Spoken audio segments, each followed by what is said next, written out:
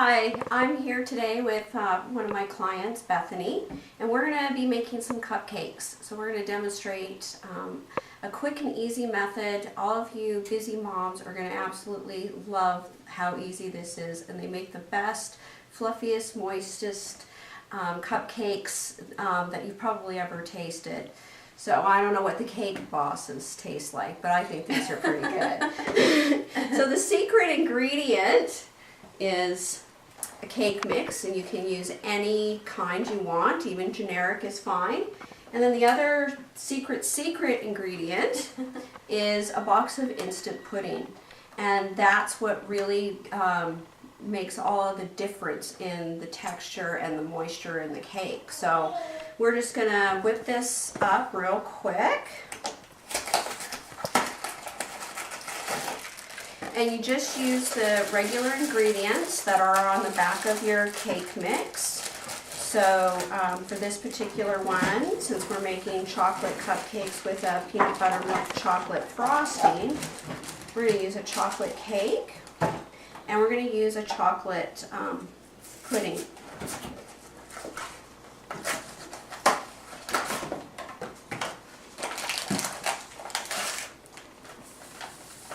So you just add the pudding mix in with your cake mix.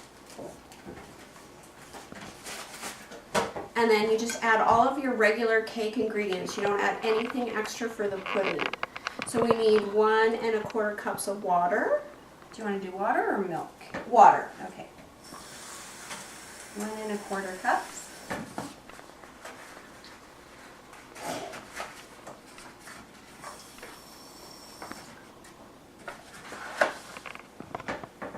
And then we need a 1/2 cup of vegetable oil.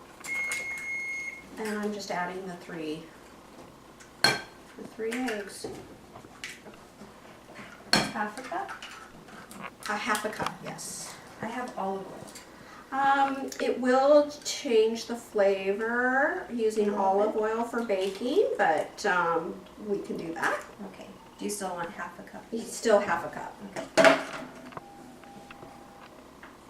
Perfect. All right. So you just mix it up according to the package directions. Usually it's about 30 seconds on a low speed, and then 2 minutes on a higher speed. And then we're going to just put them into our lined cupcake tins, and you're going to bake them at the longer time because of the pudding. It takes a little bit on the longer end to cook these. So normally if it would take 18 to 23 minutes, as this package does, you do it for the 23 minutes and then test your cupcakes, and sometimes it can take a minute or two even after that, but you definitely want to do your insert toothpick method, and if it comes out clean, they're done. Okay, so we're going to take a break while we mix this up. Okay, so we've just pulled our cupcakes out of the oven and they're cooling. So while those are cooling, we're going to whip up the frosting. And you just want to make sure before you do start frosting that your cupcakes are completely cooled, or your frosting's going to melt and it will be a huge disaster. So we're actually using the recipe from this particular cupcake magazine. And so instead of actually making the peanut butter or chocolate cake mix that they have for the recipe, and we just substituted that box cake. And so that's also a good way, just if you have a recipe of something you want to try, you can always use a box cake mix. And just by changing the flavor of pudding, you can also buy like essential oils that are multi-flavored, or different extracts like root beer extract, for example, and you can make a root beer flavored cake using a regular, white cake mix and adding the vanilla extract, root beer extract to it. Now you have a root beer cake. So you can play around with cake mixes, and it's just a way to save you time, so you're not having to measure out your flour and your baking powder and all that sort of stuff. So this particular frosting is actually there's a peanut butter, and then you take part of the peanut butter and you add some melted chocolate to it to get a peanut butter milk chocolate. And so we're going to put both of those frostings into a pastry bag, and it'll make a swirled effect on your cupcakes. So to get started with that, We're just going to use some softened cream cheese. So it's just a regular block of cream cheese. And Bethany, I'll get you over here on the mixer. And so we're going to just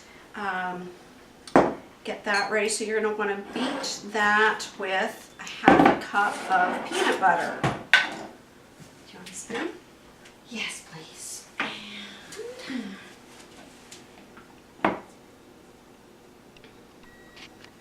And for this, because it is a frosting, you do not want crunchy peanut butter. You definitely want creamy peanut butter, or you're going to have some struggles getting your peanut butter out of your pastry bag.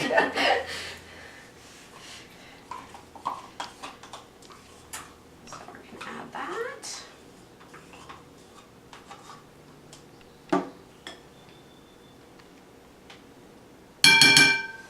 Okay. And then we need 2 teaspoons of vanilla. Okay. There we go. This vanilla is from Mexico. Oh, great.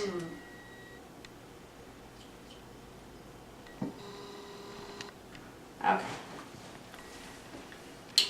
And now just mix. All right. Once that's all incorporated, we're going to start adding the powdered sugar.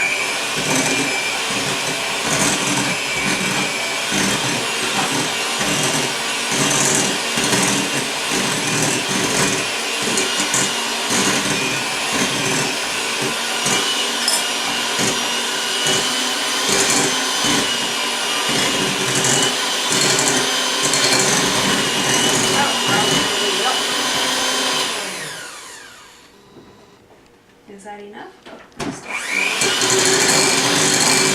Yeah, that's great. All right. So now all we're going to do is we're going to add, this recipe calls for 1 cup of milk that's added 1 teaspoon at a time and 6 cups of powdered sugar. So we're just going to mix in the milk and the powdered sugar to this, and then we'll come back and show you the addition of the milk chocolate to 1/2 of that recipe. Okay, so now we're going to just add the chocolate to the peanut butter frosting that we already had mixed up. And it's not a cup of milk. That was actually for the cake recipe in the book itself. So just do add your milk 1 teaspoon at a time until it gets to, you know, a consistency like this. You don't want it too thin because then it's just going to run down your cupcake. You need it to be a bit stiff, but not too stiff. And so we're just going to take half of this and add it to another bowl.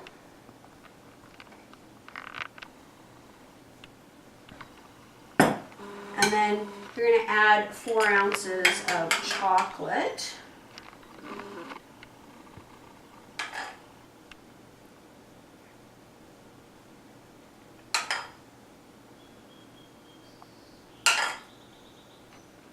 So that's about 4 ounces of chocolate,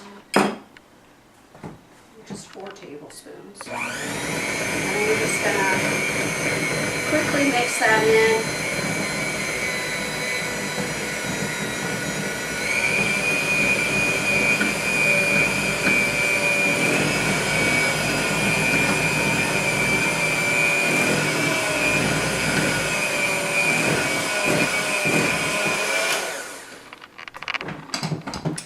You've got your milk chocolate component of your frosting.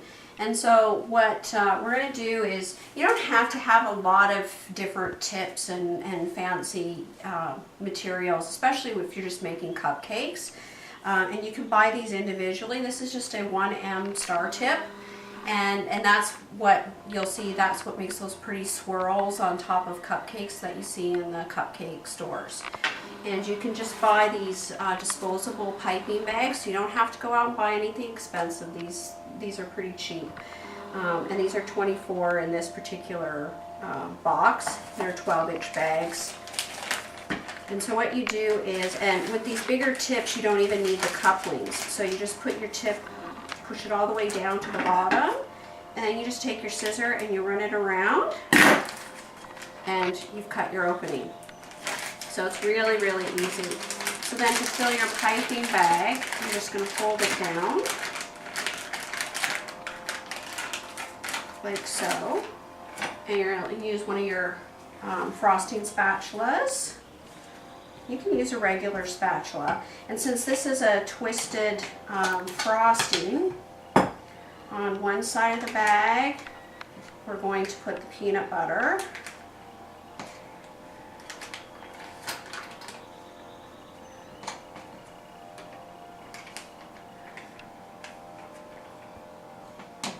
And on the other side of the bag, we're going to add the chocolate.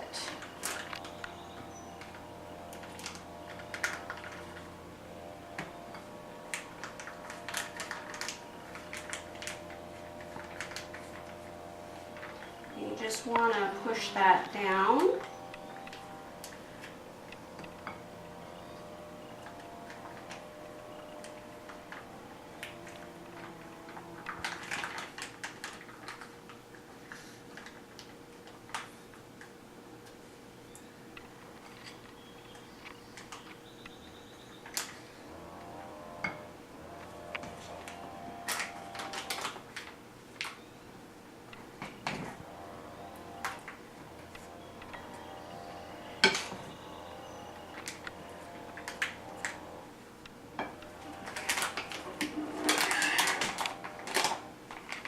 Some over here. And then you just, yeah, would you?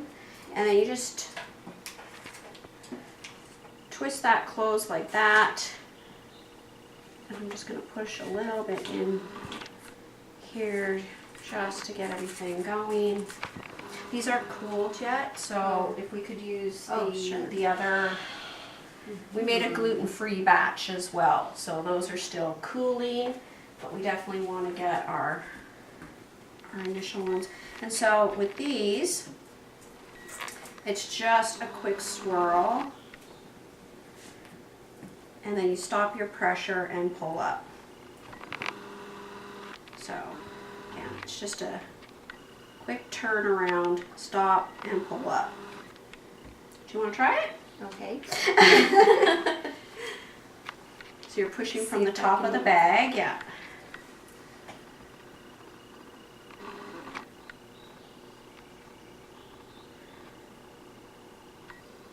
Good.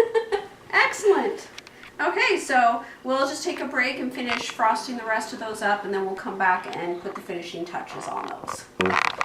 So for this last part, we're just going to finish it off with some decorating touches. So we just got some, since it's peanut butter and chocolate, some mini Reese's peanut butter cups, which we're just going to cut in half and just place a half there on top. And you could leave it like this, or you can just do a few chocolate shavings, and I'm just using some of the chocolate wafers that we had used earlier when we melted our chocolate to go into the frosting. And just with a grater, I'm just gonna shave some chocolate shavings over that. You can also use a candy bar, that will work as well. And then just put some shavings on top of that, like so. It does get a little bit messy, but the great thing is they're edible. So you can just pick up all the shavings and eat them.